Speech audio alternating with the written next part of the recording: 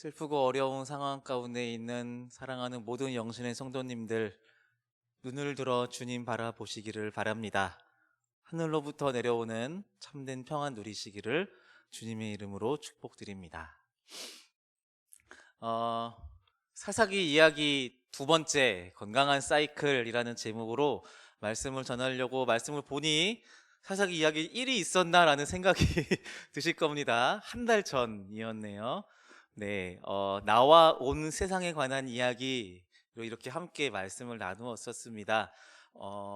별다른 복잡한 내용이 있었던 것은 아니고 구약의 아주 오래전에 사사기 시대에 있었던 그 역사의 이야기가 단순히 과거의 이야기로 끝나는 것이 아니라 지금 이 시대를, 현실을 살아가는 우리와 온 세상에 관한 이야기이고 청사진이다 라는 이야기를 성경의 역사를 통해서 함께 쭉 살펴보았습니다. 네, 맞습니다. 사사기 시대의 당시의 영적인 상황은 아주 탁했고요. 희망이 없어 보였습니다. 시간이 갈수록 점점 더 타락했고요. 근데 그 곳 가운데 하나님께서 빛이 되셔서 결국 그들을 구원케 하시고 하나님의 역사를 이끌어 갔습니다. 우리의 삶에서도 마찬가지이죠. 정말 그 어느 때보다 우리의 삶 가운데 희망의 빛을 찾기 어려운 이 시기에 예수 그리스도께서 우리와 함께 하셔서 여전히 그 희미한 빛을, 우리가 볼 때 희미하지만 모든 어둠을 무찌를 수 있는 그 빛을 내시는 주님이신 줄 믿습니다. 우리는 그 주님을 따라가는 자들입니다. 오늘 이 사사기 두 번째 이야기를 통해서 하나님의 말씀을 나누면서 우리 삶 가운데 주시는 그 하나님의 가르침들과 교훈들을 좀 함께 봤으면 좋겠습니다. 제목에서 알 수 있듯이 사이클, 사사기 하면 사실 이 사이클, 그러니까 이 순환 구조를 우리는 어느 정도 좀 알고 있는 것 같습니다. 순환 구조, 그러니까 계속 반복된다라는 거죠. 어떤 반복일까요? 같이 한번 보도록 하겠습니다. 어떤 게 이스라엘 백성들과 하나님의 백성들과 하나님 사이에서 일어났던 그 당시의 역사의 그 순환 구조인데요. 네, 화면을 바꿔주시고요. 네, 먼저 순환이 일어나려면요, 이 과정이 필요합니다. 그러니까 전조가 나타나는 거죠. 예, 전조가 나타나는 겁니다. 이런 거죠. 다른 세대는 여호와를 알지 못하며 여호와께서 이스라엘을 위하여 행하신 일도 알지 못하였더라. 이 전조가 되게 중요합니다. 이게 말하자면 사이클이 돌아가는, 이제 말하자면 시동을 거는 거예요. 이스라엘을 위하여 행하신 하나님의, 여호와 하나님의 일들을 까먹기 시작하는 겁니다. 잊기 시작하는 거죠. 그렇게 되면은 어떻게 되죠? 타락하게 됩니다. 이스라엘 자손이 여호와의 목전에 악을 행하여 바알들을 섬기며 타락하게 되죠. 그 하나님께서 당신의 백성들이 타락하시는 것을 보고 우쭈쭈만 하실까요? 그렇지 않습니다. 하나님께서 타락하는 당신의 백성들을 징계하십니다. 여호와께서 이스라엘에게 진노하사 노략하는 자의 손에 넘겨주사. 하나님의 회초리를 맞는 이스라엘 백성들이 이건 맞을만 하니까 맞아야지, 이렇게 할까요? 그렇지 않습니다. 맞으면 아프죠. 아프면 어떻게 되죠? 엄마 바지끄덩이 붙잡아서 잘못했어요 라고 하죠. 부르짖으며 회개합니다. 그들이 대적에게 압박과 괴롭게 함을 받아 슬피 부르짖음으로. 그러면 슬피 부르짖는 자녀들의 그 회개의 목소리를 들은 아버지이신 하나님께서 저리가, 너를 더 혼낼 거야 라고 하실까요? 물론 그런 부모도 있지만 자비하신 하나님께서 그 부르짖음을 외면치 아니하시고요, 그들을 구원하십니다. 여호와께서 사사들을 세우사 노략자의 손에서 그들을 구원하게 하셨으니. 네. 그럼 이제 다 화평해지는 거죠. 그래서 그 땅 가운데 비로소 오늘 본문 말씀이었던 평안이 찾아옵니다. 그 땅이 40년 동안 평온하였더라.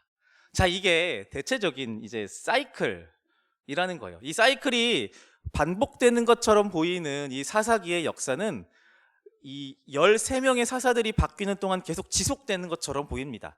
이 사사기의 기록을 읽고 있는 이스라엘의 후손들, 진짜 독자들과 저와 여러분들도 포함됩니다. 영적인 후손들이니까요. 사사기 이 본문을 보면서 13번의 이 사이클이 반복되는 것처럼 보이는 사사기 서를 읽으면서 희망을 가질 수 있는 겁니다. 그 희망은 바로 구원인 거죠. 구원.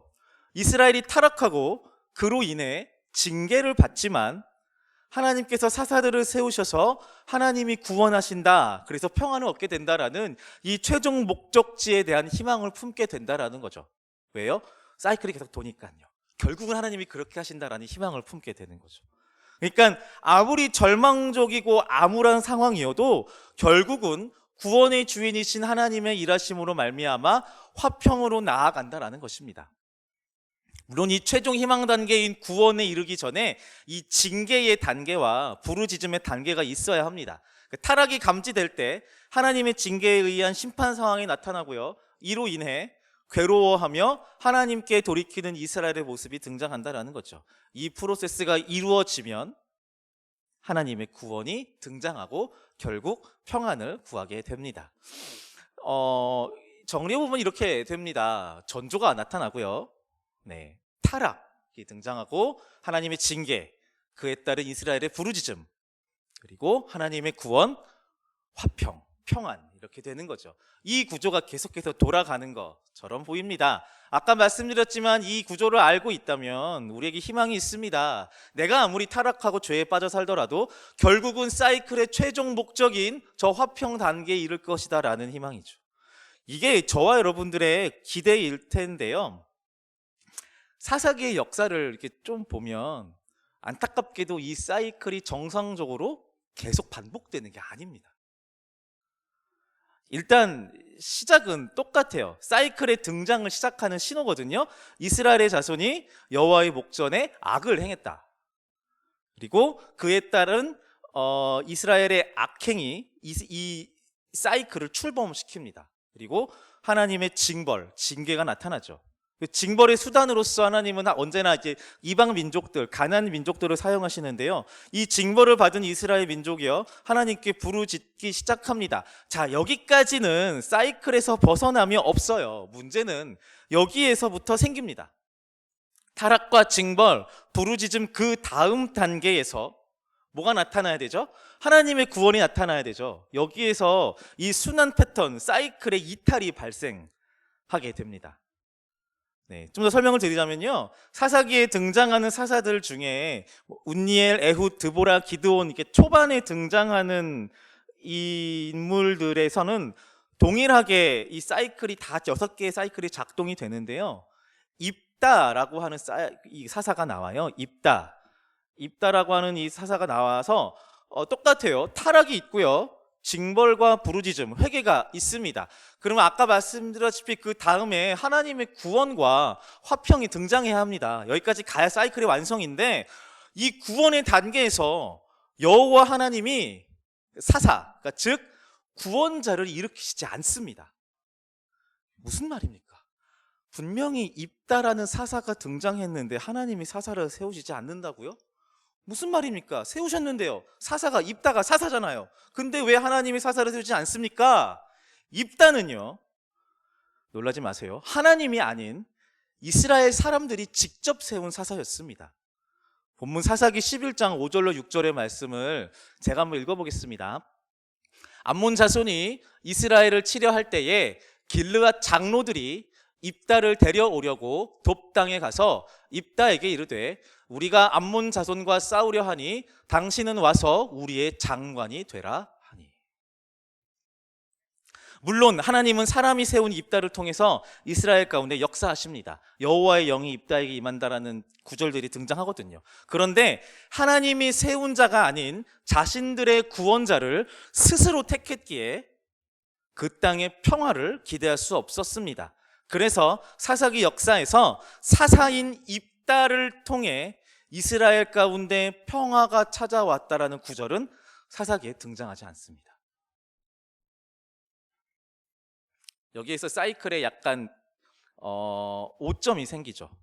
자, 후반기에 등장하는 사사, 우리에게 제일 유명한 사사인 것 같은데요, 기드온 다음으로 바로 삼손이죠.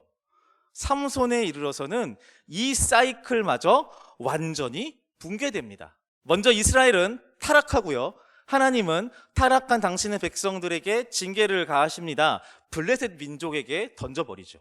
이번에는 이스라엘이 여호와께 부르짖지도 않습니다. 힘들다고 회개하지도 않습니다. 이전 입다의 경우에는 그래도 회개의 부르짖음까지는 있었는데요. 이유는 모르지만 회개조차 하지 않는 이스라엘의 역사를 우리는 보게 됩니다. 그러면 독자인 우리는 심각한 질문을 던질 수밖에 없습니다. 아니, 이렇게까지 타락한다고? 몇 년이나 지났다고? 평가는 쉬워요. 자, 당연히 하나님이 사사를 일으키신다는 역사도 존재하지 않습니다. 사람이 사사를 세웁니다. 삼손의 부모가 삼손을 거룩하게 키우기 위해, 나실인으로 키우기 위해서 애썼고 장사였던 삼손이 당시 이스라엘을 블레셋의 손에서 구하기 시작하는 에피소드들이 등장할 뿐입니다.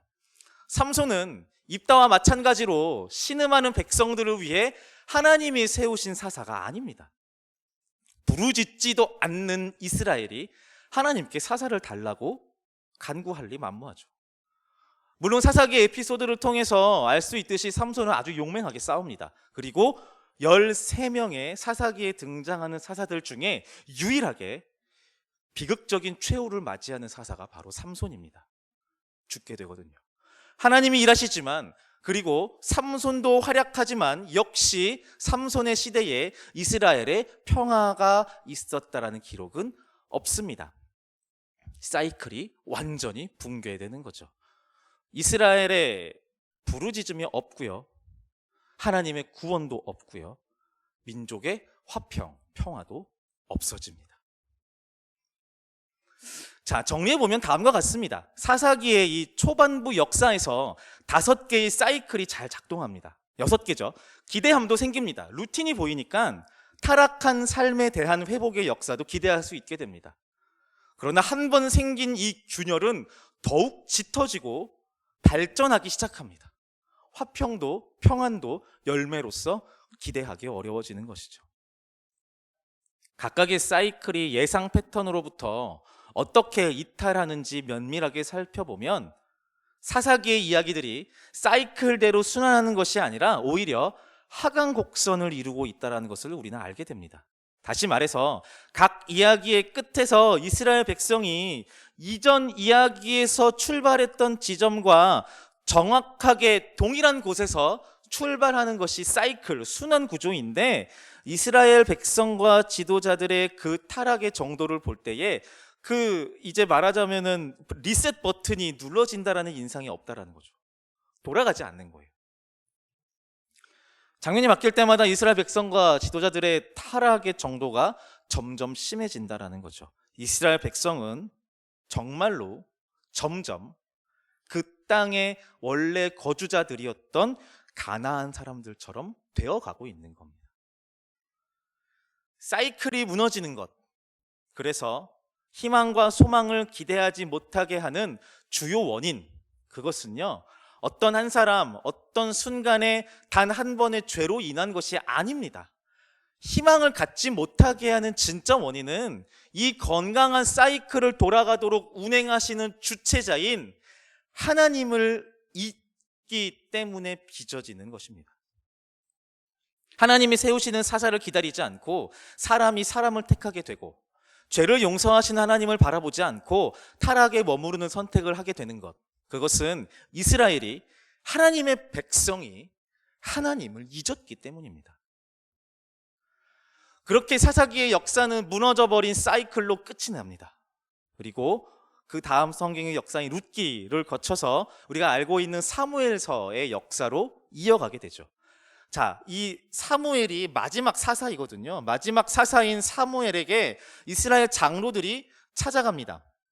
이미 그 이스라엘 민족은요, 하나님이 주시는 평안을 누려본 지 오래입니다. 왜냐하면 이미 사이클은 무너졌으니까요. 평안의 이야기는 들어서 선조들한테 아버지, 할아버지를 통해서 듣긴 들었는데 맛본 적은 없어요. 그 평안이 무엇인지를.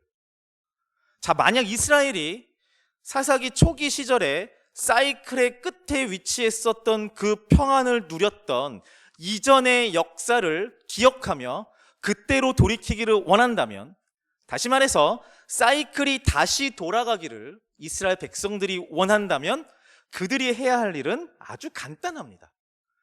모세와 여호수아를 거쳐 전해져 온 하나님에 대한 기억과 말씀의 명령들을 상기하면 돼요. 그것을 떠올리면 됩니다. 그래서 자신들의 생각대로 하려는 그 모든 의지를 내려놓고 하나님께 맡기는 일들을 하면 됩니다. 그 역사를 떠올려 보며 나의 힘으로 끌고 가는 것이 아니구나라는 깨달음을 얻으면 되는 겁니다. 이 깨달음을 얻으려면 말씀으로 돌아가면 돼요. 이 일들을 마지막 사사에게 가서 이스라엘 백성의 대표인 장로들이 얘기했으면 됩니다. 사무엘이시여, 이제 우리가 말씀으로 돌아가겠습니다 라고 했다면 계속 그 건강한 사이클이 돌아갔을 것입니다. 자, 이 사사시대의 끝자락에서 이스라엘이 원하는 해결책, 그들이 제시했던 해결책은 바로 이것이었습니다. 우리에게 왕을 달라. 사사기는 지금의 우리의 삶에 적용해 보아도 꽤 현실적인 부분을 반영하고 있다라고 저는 생각합니다. 날마다 타락하는 이스라엘과 우리는 닮아 있습니다. 하나님의 회초리로 사용되는 이방 나라와 같은 여러 시험거리들이 우리 삶에도 즐비합니다. 선택의 기로에서 하나님을 찾을지 세상적인 방법을 찾을지 고민하는 것도 비슷한 것 같습니다. 하나님의 인도하심으로 이방 나라가 물러가듯 우리의 삶의 장애물도 걷어지는 것을 경험하고요, 삶의 평안을 누리는 시간들이 있습니다. 그리고 반복합니다. 이스라엘처럼 우리 또한 또 타락할 것이고요, 그러나 기대할 수 있습니다. 사이클이 작동할 것이라는 기대를 말이죠. 여기에서 아주 중요한 전제가 있습니다. 사이클을 제대로 돌아가게 하기 위해서 반드시 있어야 하는 전제 조건, 그것은 바로 기억입니다. 기억하는 것. 기억하는 것이 중요합니다. 그러니까 이스라엘 백성들에게 있어서는 그들의 조상이고요, 토라, 십계명, 하나님의 말씀입니다. 이 처음을 기억해야 돌아갈 곳을 제대로 설정할 수 있다는 겁니다. 건강한 기억, 신앙의 기억, 말씀의 기억을 갖고 있어야만 이 사이클이 다시 제대로 돌아갈 수 있는 것입니다. 가나안이라는 이방의 땅에서 하나님의 백성으로 살아가는 이스라엘의 이 현실처럼 이 시대의 우리도 신앙을 갖고 살지만 우리 삶의 터전이 유혹 가득한 세상이라는 것을 우리는 결코 부정할 수 없습니다. 인지해야 합니다. 제사장 나라와 거룩한 백성의 부르심이라는 그 생명의 씨앗 옆에 우상 숭배와 불이라는 씨앗이 함께 심겨져 있다라는 것이 지금 우리가 살아가는 현실이라는 것을 잊어서는 안 된다라는 겁니다.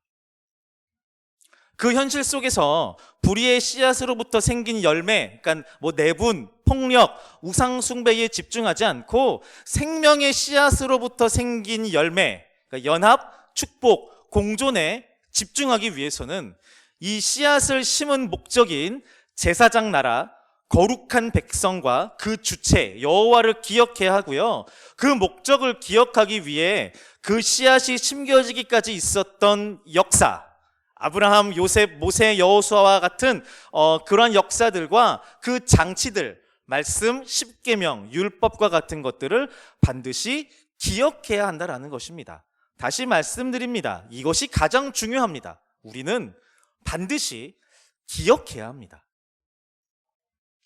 우리가 성경의 역사를 계속해서 살펴보고 공부하는 이유도 여기에 있습니다. 국사와 세계사를 기억하는 것보다 더 중요한 가치로서 이스라엘의 역사를 살펴보는 이유가 바로 여기에 있습니다. 그것을 알아야 우리의 신앙의 건강한 사이클이 돌아갈 수 있기 때문입니다. 2021년을 맞이한 저희 영신교회의 표 무엇인지 아시죠? 주여 이제 회복하게 하소서. 주일 예배 때도 함께 나누었지만 이것은 큰 의미로 볼 때 회복이라고 하는 것은요, 어떤 것으로 돌이키는 것을 의미합니다. 온전한 상태, 온전한 시기로 회귀하는 것을 회복이라고 하죠. 누구나 회복을 꿈꿉니다. 돌이킬 수 있지만 의미 없는 상태와 시기로의 돌이킴은 영적으로 아무 유익이 없다라는 것을 우리는 알고 있습니다. 하나님의 마음에 합한 회복, 돌이킴은 결코 코로나 이전 시대로의 복귀만을 의미하는 것은 아닐 것입니다. 우리에게 당연히 여겨져서 감사를 잊었던 일상의 하나님의 섭리를 감격해하는 그 기쁨으로의 회복이 중요한 것이고요. 입으로만 되뇌었던 말씀을 가까이 하고 실천하는 것을 진짜 소중히 여기는 일상에서의 회복으로 돌아가야 되는 것이고요. 예배 드림이 권리라고 여기며 박탈당한 것에 투정만 부리던 교만한 생각으로부터의 회복이 필요한 것입니다.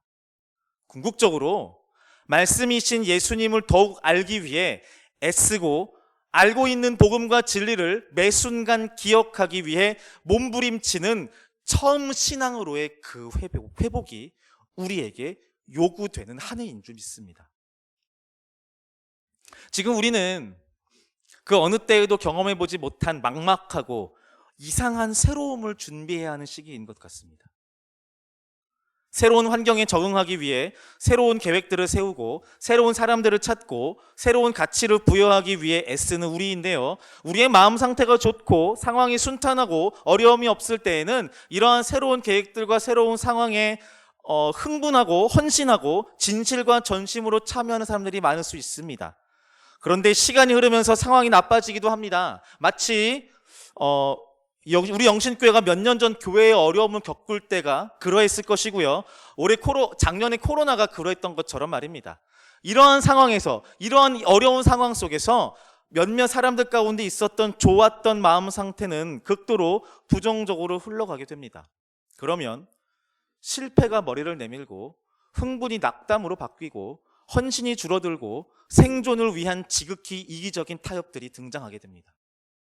그래서 우리는 반드시 새로운 국면을 맞이할 때, 어떠한 새로운 출발점 앞에 서 있을 때 역으로 처음의 시작을 기억하기 위해 애써야 한다는 것입니다. 하나님의 가르침, 말씀이라는 견고한 토대 위에서 출발해야 한다는 것입니다. 이 일이 새로운 어떤 일들의 장수를 보장해 주지는 않겠지만, 어떤 새로운 이벤트의 성공을 보장해 주는 일은 아니겠지만, 진정한 신앙의 성공을 위해서는 반드시 필요합니다. 복음으로 살고, 복음을 위해 살고, 복음을 전하기 위해 사는 더 큰 사명을 생각할 때 우리는 세상적인 제도의 유지가 성공의 기준을 가져올 수 없다는 것을 또한 기억해야 합니다.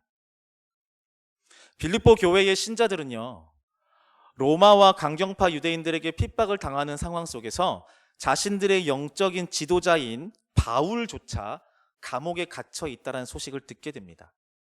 하지만 바울은 옥중에서 빌립보 교인들을 향해 그리스도의 나라의 성공을 세상의 기준으로 판단하지 말라라고 권면합니다.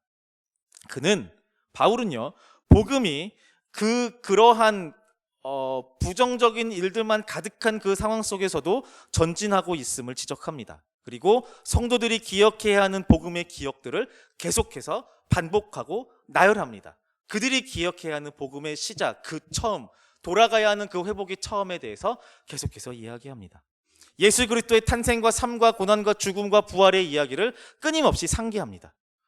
실제로요, 이 시기에 그리스도의 교회는 작아졌고요, 바울은 여전히 옥에 있는 상황이었는데 예수에 관한 복음은요, 제국의 경계로까지 퍼져나가고 있다라고 성경은 기록하고 있습니다. 누가 보아도 그리스도의 교회가 망해가고 있지만 하나님은 하나님의 일들을 하고 있었던 것입니다. 그 안에서 신자들이 해야 될 것은 그들의 복음을 끝까지 기억하는 일이었습니다. 사사기의 역사 안에 등장하는 사이클이 우리들로 하여금 어떤 사사를 기대하게 만들지 못한다라는 이 자명한 사실은요, 현실의 방법으로 우리에게 희망이 없다라는 것을 말함과 동시에 우리를 위한 더 나은 리더십, 더 큰 노력, 혹은 더 괜찮은 전략이 우리한테 필수적인 것이 아니라는 것을 역설하고 있습니다. 우리에게 필요한 것은 멈춰서서 회개하고 하나님께 다시 집중하는 것입니다. 내 신앙의 시작이 어떠했고 내 삶에 어떤 일들을 주님께서 행하셨으며 이 공동체 교회를 향한 하나님의 마음을 계속해서 들여다보고 상기하는 것입니다.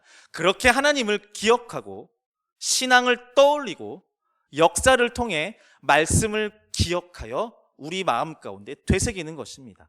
네, 이게 진짜 우리가 돌이켜야 하는 회복의 상태, 회복의 지점일 것입니다.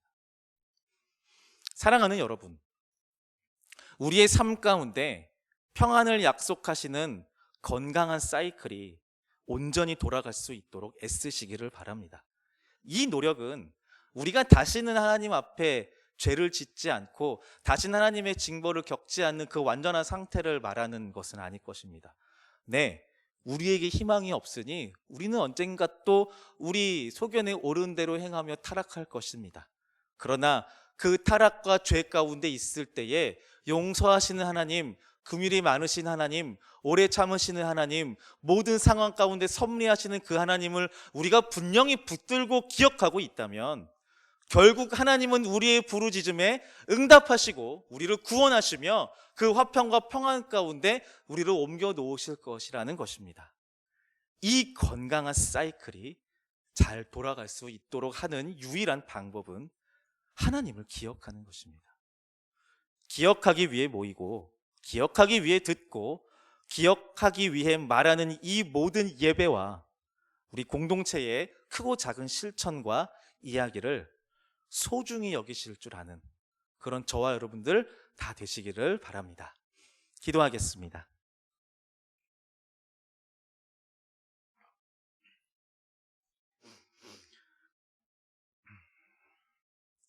우리의 모든 삶 가운데 선하게 일하시는 사랑의 하나님 아버지, 우리의 신앙의 수많은 열심들을 생각해내고 더 새롭고 더 획기적인 우리의 신앙의 실천들에 목말라 하는 우리입니다.